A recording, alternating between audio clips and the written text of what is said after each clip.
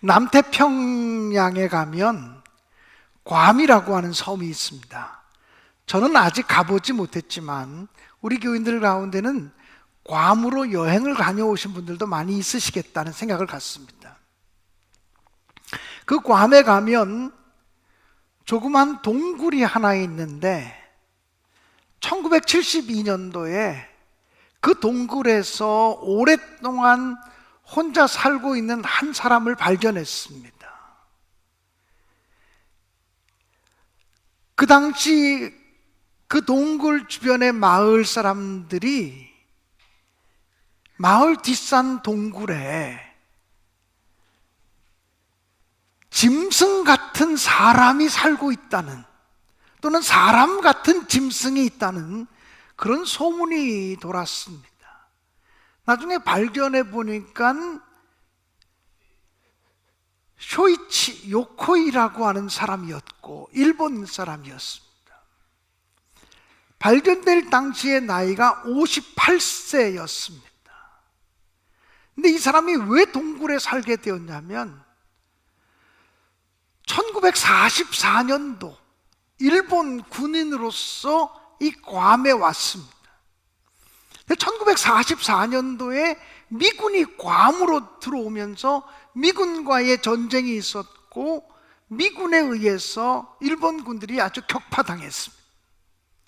그래서 그때 도망쳐서 굴 속에 들어가서 숨었던 것입니다. 그리고 그때로부터 28년 동안을 이 굴 속에 혼자 숨어 살았습니다. 1944년부터 1972년까지 28년 동안을 굴 속에 살았습니다. 조사를 해보니까 1965년도에 일본에서는 이 사람을 전사자로 처리해서 서류상으로는 이미 죽어 있는 분이었습니다. 아니 어떻게 30년 가까이 동굴 속에 숨어 살면서 그렇게 비참하게 살아갈 수가 있었을까요?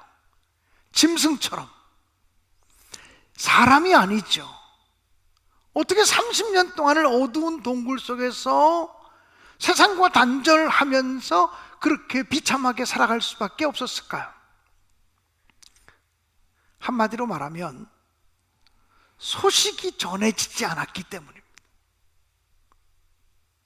전쟁이 끝났다는 소식이 아직 그 사람에게 전해지지 않았어요.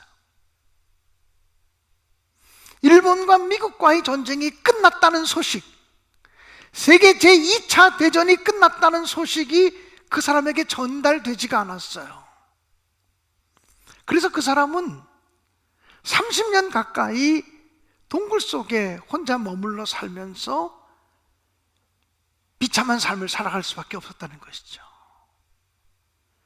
같은 하늘 아래 살고 있다고 해서 모두가 똑같은 삶을 살아가는 것은 아닌 것 같습니다. 아무리 전쟁이 끝났어도 전쟁이 끝났다는 소식을 받지 못했던 이 사람, 또 그 소식을 믿지 못했던 이 사람은 불행한 삶을 살아갈 수밖에 없었다는 것이죠. 그래서 그 동굴의 이름을, 그 사람의 이름을 따서 요코이 동굴이라고 부르게 되는 것입니다. 여러분, 예수님께서 부활하셨어도 부활하신 예수님에 대한 소식이 전달되지 않으면 인간은 여전히 어둠 속에 살아갈 수밖에 없습니다. 부활하신 예수님에 관한 소식이 전달되지 않으면 인간은 여전히 절망 속에, 고독감 속에 살아갈 수밖에 없습니다. 그래서 부활하신 예수님께서는 제자들을 찾아가셔서 부활하신 당신의 몸을 보여주시면서 또 그들을 불러 세우시면서 그러므로 너희는 가서 모든 민족으로 제자를 삼아, 모든 족속으로 제자를 삼아 아버지와 아들과 성령의 이름으로 세례를 주고 내가 너희에게 분부한 모든 것을 가르쳐 지키게 하라고 명령하신 것입니다. 이 말은 한마디로 얘기하면 부활의 복음을 증거하라는 것입니다. 십자가로 승리하신 예수 부활을 증거하라고 하는 말씀입니다. 사랑하는 여러분, 여러분에게는 예수님의 부활의 기쁜 소식이 전달되셨습니까? 부활의 기쁜 소식을 들으셨습니까? 예수께서 십자가에서 승리하셨다는 소식을 들으셨습니까? 예수께서 사망 권세 깨뜨리셨다는 소식을 들으셨습니까? 예수께서 죽음의 세력을 물리치셨다는 소식을 들으셨습니까? 예수께서 빛으로서 어둠을 이기셨다는 소식을 이미 들으셨습니까? 수고하고 무거운 짐진 자들아, 다 내게로 오라. 내가 너희를 쉬게 하리라고 하는 주님의 초청장을 여러분이 이미 받으셨습니까? 내게로 오는 자는 목마르지 아니하고 그 배에서 생수의 강이 흘러 넘칠 것이라고 하는 주님의 생수로서, 생명으로서 초청하는 그 초청장을 이미 받으셨습니까? 진리가 너희를 자유케 하리라 말씀하시는 부활의 주님의 음성을 여러분이 전해 들으셨습니까? 사랑하는 여러분, 이 소식을 들은 사람은 다른 삶을 살아갈 수밖에 없습니다. 이 소식을 들은 사람은 이전과는 전혀 다른 새로운 삶을 살아갈 수밖에 없다라고 하는 사실입니다. 예수님의 12명의 제자들이 이 소식을 듣기 전에는 패배자의 삶을 살았고 도망자의 삶을 살았고 비겁한 삶을 살았지만 부활의 주님을 만나고 부활의 주님을 배웁고 난 다음에 그들의 삶이 변화되고 달라진 것처럼 말입니다. 그런데 오늘 성경 본문 마태복음 28장을 보면 또 다른 이야기가 기록이 되어져 있습니다. 28장에 보면 예수께서 부활하셨다고 하는 사실을 증언하고 있고, 예수께서 부활하셨기 때문에 예수의 무덤이 빈 무덤이 되었다는 것을 증언합니다. 그 다음에 이 부활의 소식을 가지고 세상 사람들에게 나아가서 예수께서 부활하셨습니다, 이렇게 제자들이 외치기 전에, 제자들이 부활의 소식을 가지고 달리기 전에 또 다른 소식이 사람들에게 먼저 전파되기 시작했습니다. 마태복음 28장 11절 이하의 말씀을 보면 예수께서 부활하시자 그 무덤을 지켰던 경비병들, 보초병들이 대제사장을 찾아갑니다. 그리고 대제사장들에게 예수께서 부활하셨고 예수의 무덤이 텅텅 비었다는 이야기를 전해주었습니다.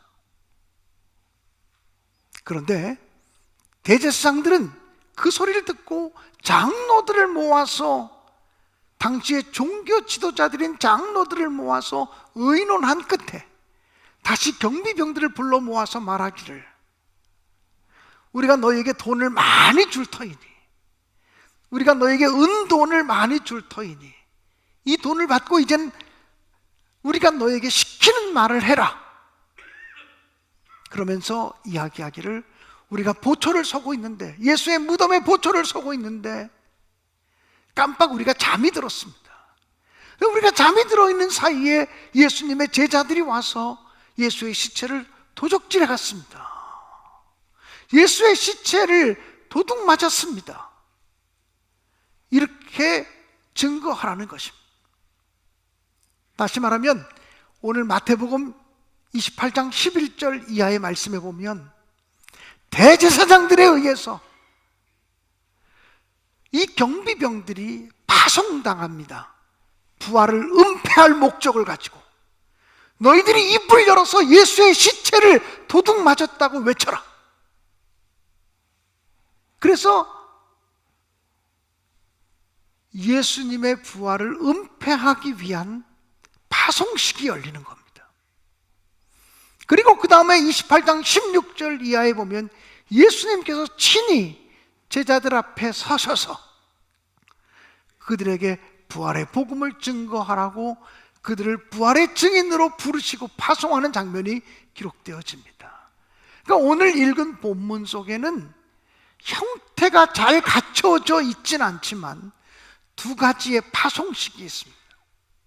첫 번째 파송식은 대제사장들에 의해서 경비병들에게 부활을 은폐하고 부활을 속이라고 하는 명령이 떨어집니다. 두 번째 파송식은 예수님에 의해서 제자들에게 부활의 복음을 증거하라고 하는 명령이 떨어집니다. 그래서 오늘 설교의 제목이 한 부활 두 소식이라는 제목입니다. 예수님의 부활을 가지고서 두 가지 소식이 그 아침에 전해지기 시작했습니다. 어쩌면 예수님의 제자들이 부활의 복음을 가지고 달려가기 전에 먼저 예수의 무덤을 지켰던 경비병들에 의해서 거짓된 소식이 전파되기 시작했습니다. 근데 여러분, 이 거짓된 소식이 보기보다 위협적이고 파급력이 있었습니다. 왜냐하면 죽은 자가 살아났다, 이 소식을 사람들이 더 잘 믿겠습니까? 아니면 예수님의 시체를 제자들이 훔쳐갔다는 소리를 더 잘 믿겠습니까? 인류 역사상 죽은 사람이 부활한 일이 없습니다. 그렇기 때문에 죽은 사람이 다시 부활했다, 죽은 예수가 다시 부활했다는 이야기를 전할 때 그것을 믿는 사람들보다는 예수님의 시체를 도둑 맞았다고 얘기하는 그 소리가 더 잘 믿기 좋은 소리처럼 들려졌을 것이라는 것입니다. 그게 더 상식적인 소리입니다. 그게 우리의 이성에 더 합당한 소리처럼 들려집니다. 그리고 또한 예수의 시체를 도둑 맞았다고 하는, 그러니까 예수님 시체 도둑설이죠. 이것이 사람들에게 많이 퍼진 이유 가운데 하나는 이 경비병들, 보초병들이 예수의 무덤에서 가장 가까이 있었던 사람들입니다. 예수의 무덤에서 가장 가까이 있었고 예수께서 부활하신 그 시간에 가장 가까이 있었던 사람들이기 때문입니다. 우리가 어떤 사건이 생기면 이 사건을 조사할 때 그 사건 현장 주변에 있던 사람들부터 조사하지 않습니까? 사건 현장, 사건이 일어난 그 시간대에 거기 있었던 사람이 제일 중요하지 않겠습니까? 그런데 예수께서 부활하신 빈 무덤과 가장 가까운 곳에 있었던 사람이 누구입니까? 그들이 바로 경비병들입니다. 보초병들입니다. 그 시간에 거기 있었습니다. 우리가 보았다고, 우리 눈으로 보았다고, 우리가 잠들어 있는 사이에 시체가 없어졌고 들어가 보니까 제자들의 흔적이 있었다고, 사람들의 흔적이 있었다고, 훔쳐간 흔적이 보였다고. 그러면 이게 믿을 만한 소식이 되는 겁니다. 그러나 예수님의 부활을 지켜보았던, 제일 먼저 첫 증인되었던 막달라 마리아와 다른 마리아들은 공식적인 사람들이 아니에요. 공개할 수 없는 사람들이에요. 그러니 그들의 말을 믿을래야 믿을 수가 없습니다. 적어도 예수께서 부활하셨다, 이 소식이 전파되기 전에 그보다 먼저 경비병들이 말을 타고 급하게 달려가서 예수의 시체를 도둑 맞았다, 예수의 시체가 없어졌다 외치는 소리가 먼저 퍼졌다는 거죠. 대제사장들은 그 경비병들에게 이렇게 약속했습니다. 오늘 본문 14절을 보실까요? 오늘 본문 14절 말씀에 보면 이렇게 기록이 되어져 있습니다. 만일 이 말이 총독에게 들리면, 만일 너희들이 잠자고 있는 사이에 시체를 도둑 맞았다고 하는 일이 총독에게 들리면 보초 잘못 쓴 거니까 보초들도 책임이 있잖아요. 그러면 우리가 권하여 너희로 하여금 근심하지 않게 하리라. 우리가 가지고 있는 권력을 가지고, 우리가 가지고 있는 인맥을 가지고 너희들을 지켜줄 테니까 걱정하지 말고 나가서 예수의 시체가 도둑 맞았다고 전하라고. 두둑한 돈을 주면서, 많은 돈을 주면서 얘기했다는 거예요. 15절에 보면 이렇게 기록이 되어져 있습니다. 군인들이 돈을 받고 가르친 대로 하였으니 이 말이 오늘날까지 유대인 가운데 두루 퍼지니라. 오늘날까지라는 시간이 언제입니까? 마태복음이 기록되어졌던 시점일 거예요. 이 마태복음은 90년에서 100년 사이에 기록되어진 책으로 알려지고 있습니다. 90년에서 100년 사이 그 시대 사람들에게 많이 퍼졌던 이야기, 예수의 시체 제자들이 훔쳐간 거야. 예수의 시체에 그 도둑 맞은 거야. 그래서 빈 무덤이지. 이 이야기가 두루 많이 퍼졌다는 거예요. 그러한 시대에 복음서를 기록하면서 예수님의 시체가 도둑 맞은 것이 아니라 예수께서 부활하신 것이라고 전파하는 것이죠. 하나는 가짜 소식인데, 이 가짜 소식은 돈을 받고 전하는 소식이고, 문제가 생기면 권력자들이 보호해 주겠다고 말하는 소식입니다. 가짜 소식이지만 그 가짜 소식이 빨리 증거되어질 수 있었던 이유는 권력이 결탁하고 돈이 결탁했기 때문이에요. 그런데 진짜 소식도 전해지게 되었습니다. 한때 예수를 버리고 도망갔던 제자들, 십자가에 못 박히는 예수와 함께하는 것조차 부끄럽고 두려워서 다 도망갔던 제자들, 그 제자들을 주님이 찾아가셔서 너에게 평안이 있을지어다, 하나님 아버지께서 나를 보내신 것처럼 나도 너희를 보내노라, 그들을 믿고 그들에게 당신의 몸을 보여주세요. 도저히 부활하신 예수를 믿지 못하겠다고 얘기하는 도마에게까지 다시금 나타나셔서 당신의 못 박힌 손, 옆구리에 찔린 창자국을 보여주시죠. 예수의 부활을 두 눈으로 목격한 그 사람들은 예수의 부활을 전하지 않고는 견딜 수가 없었습니다. 비록 고난이 있고 핍박이 있고 박해가 있고 어려움이 있어도 예수의 부활의 소식을 전해야만 한다는 생각을 하게 됐어요. 사도행전 3장을 보면, 사도행전 3장에 보면 베드로와 요한이 성전에 기도하러 올라가다가 나면서부터 걷지 못하는 사람, 나면서부터 안진뱅이 되어진 사람을 은과 금은 내게 없거니와 내게 있는 것으로 내게 주노니 곧 나타난 예수의 이름으로 일어나 걸으라고 명령하고 손을 잡아 일으켜서 고쳐주는 사건이 나와요. 그런데 나면서부터 걷지 못하는 안진뱅이 된 사람을 고쳐주었다는 것 때문에 붙잡혀가요. 유대인들에게 붙잡혀가요. 그리고 유대인들이 대제사장들과 서기관들, 장로들이죠. 다시 말하면 그 당시의 종교 지도자들, 그들이 얼마나 막강한 힘이 있습니까? 예수를 십자가에 못 박아 죽이도록 음모를 꾸몄던 사람들이에요. 그들이 베드로에게 말합니다. 다시는 예수의 이름으로 말하지 말라. 우리가 어떤 사람인 줄 알지? 우리가 얼마나 힘이 있는 사람인 줄 알지? 우리가 얼마나 권세를 가지고 있는 사람인 줄 알지? 너희 스승 예수까지 십자가에 못 박았던 힘이 있는 사람이야. 그러니 우리 말대로 다시는 예수의 이름으로 말하지 마. 그때 베드로가 뭐라고 말합니까? 하나님 앞에서 우리가 너희의 말을 듣는 것과 하나님 말씀 듣는 것 중에 어느 것이 옳은지 스스로 판단하라. 우리는 보고 들은 것을 말하지 아니할 수 없노라, 이렇게 말합니다.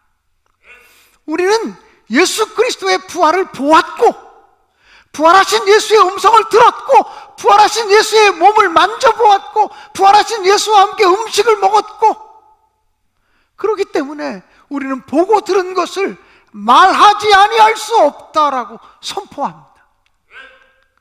이제는 고난이 있어도, 이제는 환난이 있어도, 이제는 목에 칼이 들어와도 예수님의 부활을 증거하지 않을 수 없다고 얘기한 거예요. 왜냐하면 부활의 복음이 그들의 마음에 도착하고 나니까, 부활의 소식이 분명하게 전해지고 나니까 사람이 바뀌었어요. 비겁한 사람이 아니라 용기 있는 사람으로 부활의 소식이 전해지고 나니까 이제는 변했어요. 패배자가 아니라 승리하는 삶으로 부활의 복음이 전해지고 나니까 이제는 가만히 있을 수가 없어요. 움직이는 사람으로, 활동하는 사람으로, 역사하는 사람으로 변하게 됐어요. 부활의 복음이 자기들에게 이르게 되니까 이제는 더 이상 어둠 속에 머물러 있을 수 없게 되었어요. 그리고 아직도 그 소식을 전해 듣지 못해서 절망 속에 있고 어둠 속에 있고 사망과 어둠의 권세 속에 있는 자들을 가만히 놔둘 수가 없는 거예요. 그래서 그들은 목숨을 걸고 예수 그리스도를 증거하는 삶을 살기 시작하죠.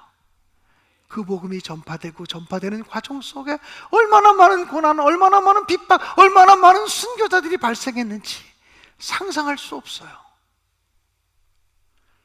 예수님의 시체가 도난당했다고, 아니 예수께서 부활하셨다고 하는 두 가지 소식이 전해졌는데 오늘날도 똑같아요. 오늘날 우리들에게도 부활에 관한 두 가지 소식이 들려지죠. 예수께서 부활하셨다는 분명한 소식과 예수의 부활은 거짓이라고 하는 소리가 함께 들려져요. 이 세상 사람들 가운데는 예수의 부활을 믿지 못하는 사람이 훨씬 더 많아요.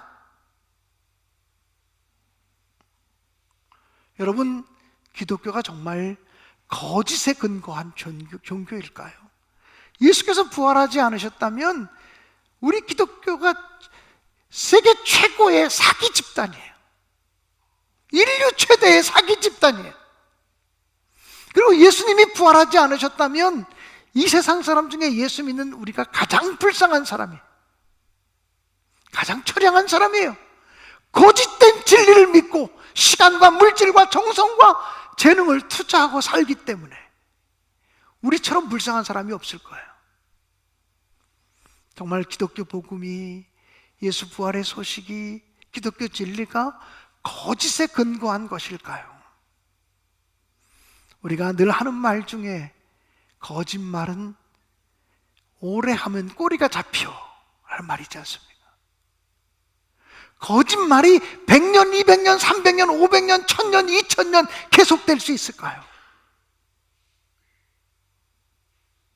이 기독교가 거짓에 증거한 종교이고 예수 부활이 거짓이라면 예수의 부활을 증거하는 사람, 그래서 목숨을 거는 사람이 100년도에도 있었고 200년, 300년, 500년, 700년, 1000년, 1200년, 1500년, 2000년 핍박과 고난을 감수하면서 복음을 증거하는 사람이 계속해서 오늘까지도 앞으로도 이어질 수 있을까요?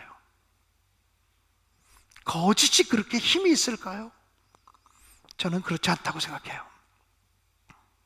예수의 부활은 너무나 분명하고 예수의 부활은 너무나 확실한 증거이기 때문에 제자들이 목숨을 걸고 예수님의 부활을 증거했고, 부활하신 주님은 오늘도 살아계셔서 우리가 조금 전에 찬송했던 것처럼 늘 살아계셔서, 지금도 살아계셔서 우리에게 힘과 능력과 용기를 주시는 생명의 근원임을 분명히 믿습니다. 사랑하는 성도 여러분, 부활하신 주님의 능력이 여러분과 함께 하시기를 주님의 이름으로 간절히 축원합니다. 아직도 부활의 소식을 듣지 못해서 요코이 동굴에 살고 있는 요코이라고 하는 사람처럼 절망 가운데 있는 사람들이 있어요. 아직도 거짓된 소식에 속아 넘어가는 사람들이 있어요. 그들에게 진지하게 다가가고 사랑으로 다가가고 눈물로 다가가고 겸손하게 다가가서 부활하신 예수 그리스도를 증거할 책임이 우리에게 있어요. 이 땅에 예수 그리스도의 복음을 들고 부활의 복음을 들고 선교사들이 찾아오지 않았다면, 이 어두운 조선 땅에 선교사들이 찾아오지 않았다면 오늘 우리가 어떻게 존재할까요? 1885년 4월 5일 부활절 날, 미국 선교사 두 사람이 배를 타고 제물포항에 도착하죠. 감리교 선교사인 아펜셀러 선교사와 장로교 선교사인 언더우드 선교사죠. 당시 장로교 선교사인 언더우드는 결혼 안 한 총각이었고, 감리교의 아펜셀러 선교사는 미국에서 두루 대학교를 졸업하고 졸업과 동시에 결혼해서 신혼부부가 결혼하자마자 배를 타고 조선 땅에 가서 복음을 증거하겠다고 배를 타고 온 거예요. 여러분, 그런데 이 아펜셀러 선교사가 또 언더우드와 함께 제물포항에 도착한 날이 정말 기가 막히고 공교롭게도 1885년 4월 5일 부활절 날입니다. 요즘처럼 비행기를 타거나 기차를 타거나 이러면 시간이 정확하게 정해진 것이지만, 그 예전에 배를 타고 오는 시간은 하루 이틀 늦어질 수도 있고 앞당겨질 수도 있던 시기입니다. 근데 정확하게 부활주일 아침에 제물포항에 도착했어요. 이 아펜셀러 선교사는 이 조선 땅에 부활절날 새벽에 도착하게 하신 하나님의 뜻이 있다고 믿으면서 첫 번째 기도를 이렇게 드렸어요. 아펜셀러의 기도문을 제가 좀 읽어봐 드릴게요. 오 하나님, 우리는 부활절 아침에 여기에 도착하였습니다. 이 아침에 사망의 쇠사슬을 부수고 부활하신 주님께서 이 나라 백성들이 얽매여 있는 쇠사슬을 끊으시고 그들에게 하나님의 자녀로서의 영광과 자유를 얻게 하여 주옵소서. 아펜셀러 선교사가 제물포항에 도착하자마자 드린 기도문이에요. 이 백성들을 얽어매고 있는 쇠사슬을 끊으시고 이들에게 하나님의 자녀로서의 광명함과 자유함을 달라고 기도했어요. 그들 모두가 20대 젊은이들이었어요. 예수 부활을 확신했기에, 예수 부활이 생명이요, 예수 부활이 소망이요, 예수 부활이 능력이라는 사실을 믿었기에 그들은 그 복음을 들고서 미지의 땅, 조선 땅에 온 거죠. 그리고 우리는 그 복음을 받아서 이렇게 예배드리며 하나님의 영광을 구하는 나라로 성장하게 된 거죠. 사랑하는 여러분, 다시 한번 묻습니다. 여러분에게는 부활의 소식이 분명히 전해졌습니까? 부활의 소식이 여러분의 가정에 분명히 당도했습니까? 예수께서 사망 권세를 이기셨다는 소식이요, 예수께서 죽음의 세력을 물리치셨다는 소식이요, 십자가로 승리하셨다는 소식이요, 참다운 자유와 평안과 기쁨이 예수 안에 있다고 하는 소식이 여러분에게 분명히 당도하셨습니까? 그렇다면 바울 사도와 같이 내가 이 복음을 전하지 않으면 내게 화가 있으리로다, 내가 때를 얻든지 못 얻든지 아직도 그 소식을 듣지 못해서 동굴 속 어둠 속에 있는 자들에게 복음을 전하는 것이 우리의 사명이라고 이렇게 얘기해야 되지 않을까요?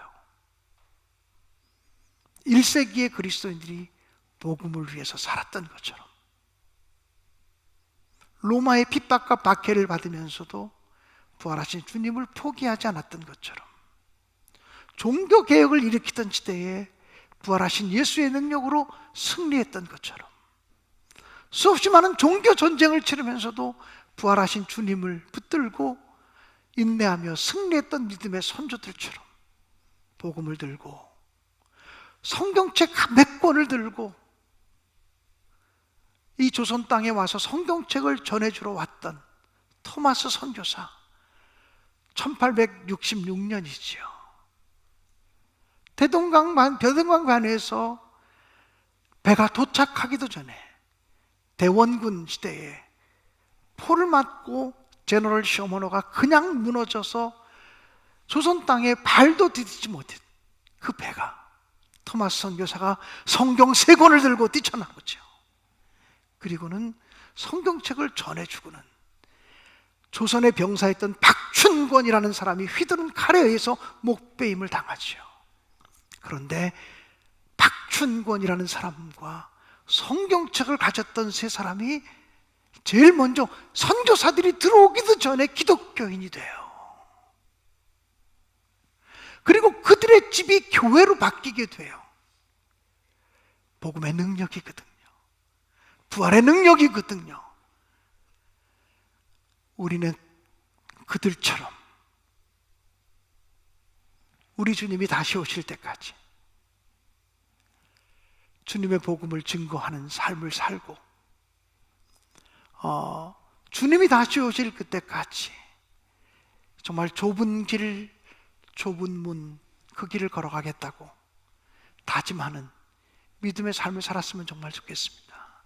주님 다시 오실 때까지 나는 이 길을 가겠습니다. 증인의 길을 가겠습니다. 십자가의 주님, 부활의 주님을 증언하는 삶을 살겠습니다. 내 영광의 주님을 다시 맞이하는 그날까지 우리는 찬양하며 경배하며 섬기는 삶을 살겠습니다. 이렇게 고백하며 결단했으면 좋겠습니다. 주님 다시 오실 때까지 나는 이 길을 걸어가겠습니다. 우리 다 함께 찬양하겠습니다.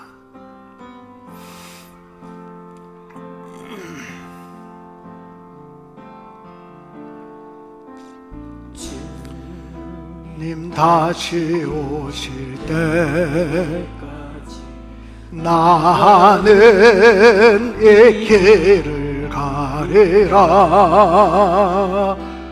좁은 길 나의 십자가 지고 내가 가는 이 길 끝에서 나의 가는 이 길 나는 주님을 보리라. 나는 주님을 보리라. 영광의 내 주님, 영광 내 주님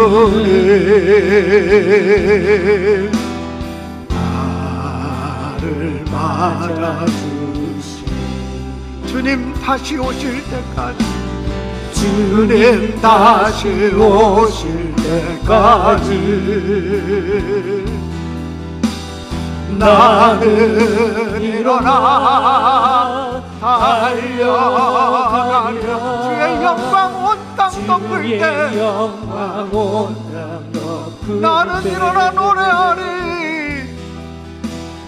나는 일어나 노래하리. 내 사모하는 주님, 내 사모하는 주님, 온 세상 구주시라. 내 사모하는 주님, 영광의 왕의. 우리 다 함께 일어나서 찬양하겠습니다. 주님 다시 오실 때까지. 주님 다시 오실 때까지 나는 이 길을 가는 이 길을 가리라.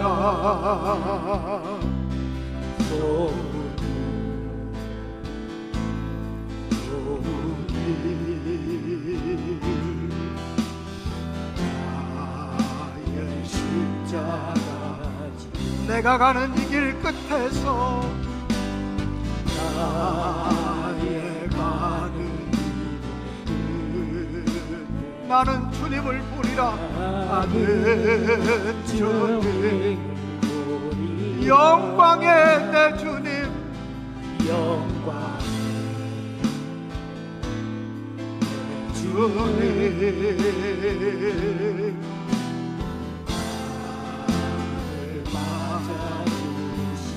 주님 다시 오실 때까지 주님 다시 오실 때까지 나는 일어나 달려가리라.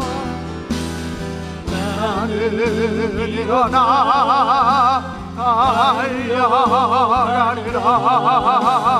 주의 영광 온 땅 덮을 때 나는 일어나 노래하네. 내 사모하는 주님 온 세상 구주시라. 내 사모하는 주님 영광의 왕의 주님 다시 오실 때까지 주님 다시 오실 때까지 나는 일어나 달려가리라. 주의 영광 온 땅 덮을 때 나는 일어나 노래하네.